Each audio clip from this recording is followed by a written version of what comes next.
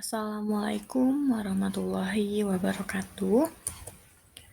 Perkenalkan, nama saya Ervina Aulia Lukman, NIM 290215597, Prodi Akuntansi, mata kuliah Manajemen Keuangan, Universitas Pancasila Bekasi, dan dosen pengampu Bapak Dermawan, SEMM. Di sini saya akan menjelaskan tentang rasio likuiditas, rasio solvabilitas, dan rasio aktivitas. Yang pertama, saya akan menjelaskan tentang rasio likuiditas. Rasio likuiditas adalah sebuah rasio yang mampu menunjukkan kemampuan perusahaan untuk memenuhi kewajiban atau membayar hutang jangka pendeknya. Rasio ini dapat mengukur beberapa liquidnya untuk suatu perusahaan. Seperti yang disebutkan sebelumnya, jika perusahaan mampu memenuhi kewajiban yang dimilikinya, maka perusahaan tersebut liquid, namun jika tidak, maka perusahaan tersebut illiquid. Rasio likuiditas juga bisa diartikan sebagai gambaran posisi uang kas yang mampu dari kemampuan perusahaan untuk melunasi atau membayar kewajiban hutang sesuai pada waktu yang disepakati. Ada beberapa manfaat rasio likuiditas bagi perusahaan, di antaranya yang pertama ada membantu mendapatkan gambar mengenai posisi likuiditas perusahaan, yang kedua ada menunjukkan bagaimana kekayaan aset perusahaan, yang ketiga ada menunjukkan beberapa banyak hutang yang dapat dilunasi dengan hutang yang ada, tiga membantu memahami kekuatan perusahaan, yang keempat ada menunjukkan beberapa cepat perusahaan bisa melunasi kewajiban atau hutangnya. Yang kelima ada membantu memahami beberapa cepat perusahaan bisa mengubah aset lancar menjadi uang jika perusahaan mengalami defisit. Selanjutnya ada menunjukkan beberapa banyak jumlah uang yang dimiliki. Selanjutnya juga ada menunjukkan beberapa banyak aset lancar yang digunakan, menunjukkan beberapa banyak investasi yang disimpan dalam menyimpan investasi, dan menginspirasi dana yang diperlukan saat ada kebutuhan mendesak. Yang terakhir ada menjadi poin penentu perusahaan untuk mendapatkan persetujuan investasi atau bisnis lainnya yang menguntungkan. Mengapa likuiditas penting bagi perusahaan? Yang pertama, untuk menentukan kemampuan untuk melunasi kewajiban.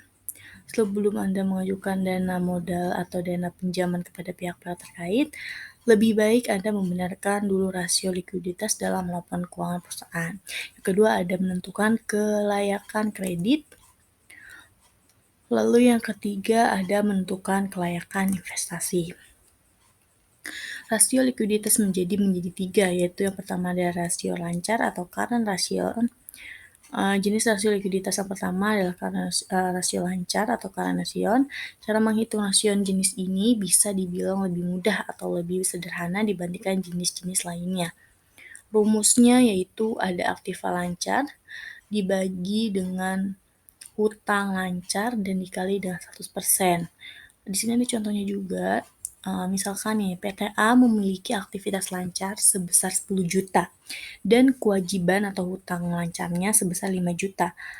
Maka rasio lancar atau kanan rasionya perusahaan adalah 10 juta dari aktiva lancarnya dibagi 5 juta dari hutangnya dan dikali 100%, didapatkan dengan 2,0.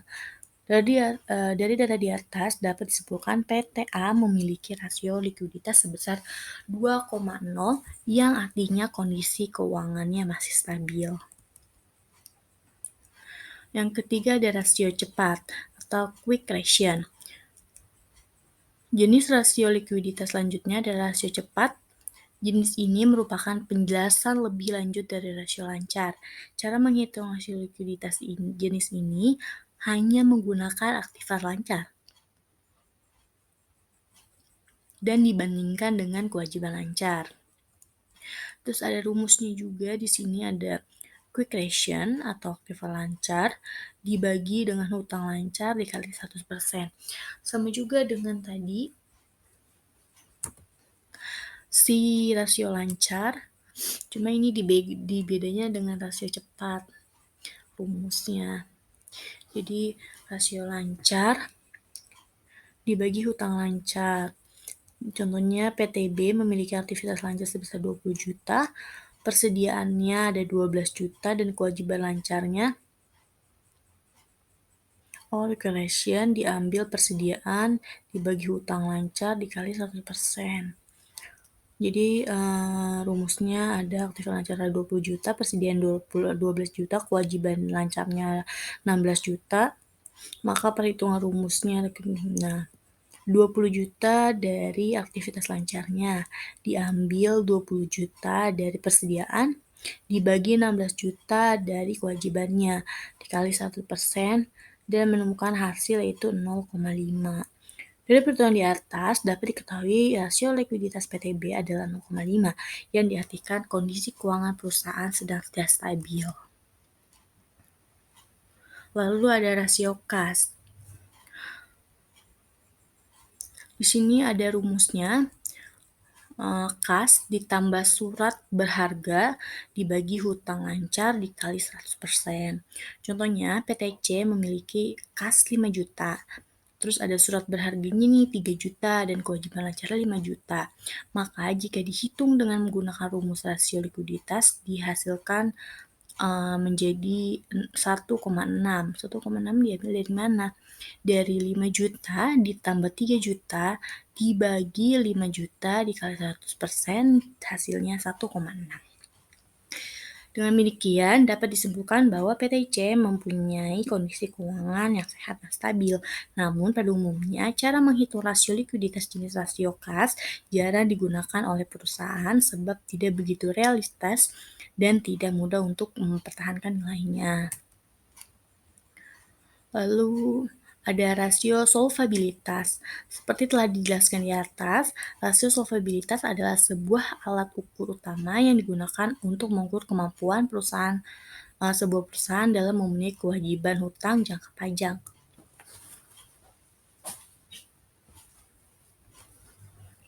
Pelunasan hutang yang dihitung dalam rasio solvabilitas adalah dengan menggunakan jaminan modal atau aktiva seperti harta kekayaan yang dimiliki dalam waktu jangka panjang atau jangka pendek.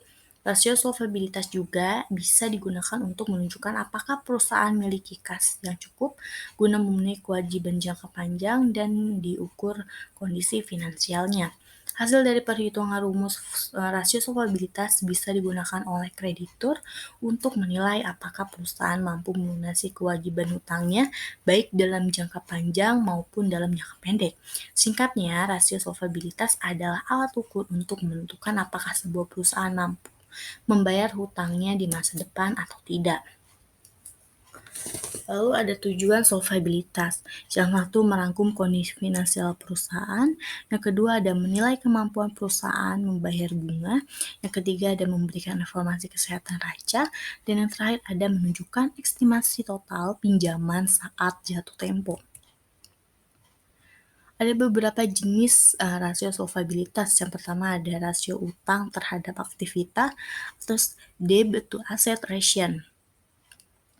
Ini adalah rasio utang terhadap aktiva. Jenis rasio ini digunakan untuk mengukur beberapa banyak aktiva perusahaan yang dibiayai oleh hutang. Contohnya ada nih, perusahaan A memiliki total utang kepada kreditur sebesar 100 juta, sementara aset yang dimiliki adalah 500 juta. Maka rasio utang terhadap aktivitas perusahaan A adalah untuk DAR-nya diambil total hutang dibagi aset. DAR itu adalah rasio utang terhadap aktiva. Jadi DAR-nya, terus total hutangnya ada 100 juta dibagi total asetnya 500 juta jadi untuk rasio utang terhadap aktivanya didapatkan 0,2.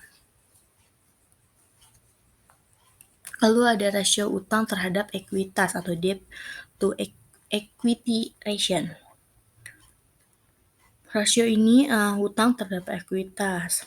Contohnya ini ada nih, perusahaan B memiliki total utang 150 juta, sedangkan ekuitas perusahaan mencapai 400 juta. Maka rasio utang perusahaan ekuitas perusahaan B adalah DR-nya yaitu adalah rasio utang terhadap ekuitas sama dengan total hutang dibagi ekuitas dikali 100%.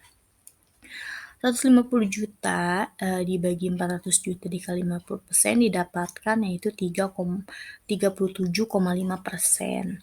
Jadi rasio utang terhadap ekuitasnya yaitu 3,5%.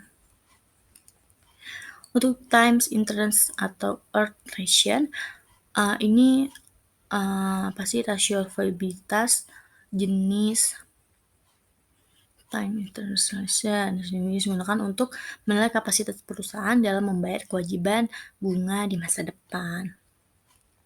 Di sini ada contohnya juga nih, misalkan perusahaan D memiliki mendapatkan laba sebelum pajak dan bunga sebesar 500 juta, sedangkan biaya bunganya mencapai 250 juta, maka times land interest nya yaitu laba dibagi biaya bunga dikali 100%. Untuk labanya ada 500 juta dan biaya bunganya 25 juta dikali 100%, didapatkan menjadi 20. Jadi times interest ratio-nya ada 20.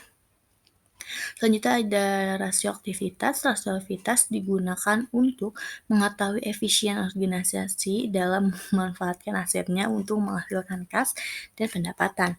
Rasio ini digunakan untuk memeriksa tingkat investasi yang dilakukan pada aset dan pendapatan yang dihasilkan. Karena alasan ini, rasio aktivitas juga dikenal sebagai rasio operasi dan analisa rasio perputaran. Peran rasio aktivitas atau rasio perputaran dalam evaluasi efisien bisnis dengan analisis yang cermat tata persediaan aset dan tetap piutang. Untuk manfaat rasio aktivitas dibagi menjadi 4, yaitu ada membantu membandingkan pengembangan bisnis di lini inovasi yang sama. Kedua, ada identifikasi masalah yang dapat dilakukan dengan menggunakan rasio yang benar dan membuat Anda dapat melakukan koreksi yang diperlukan dalam menjalankan bisnis yang didapatkan. Lalu ada menyederhanakan analisis dengan menyediakan data keuangan dalam format sederhana. Yang keempat, ada investor dapat mengandalkan informasi yang diberikan oleh rasio aktivitas karena didasarkan pada angka dan data yang akurat. Mungkin segini aja penjelasan dari saya. Kurang lebihnya mohon maaf, mohon dimaklumkan. Terima kasih.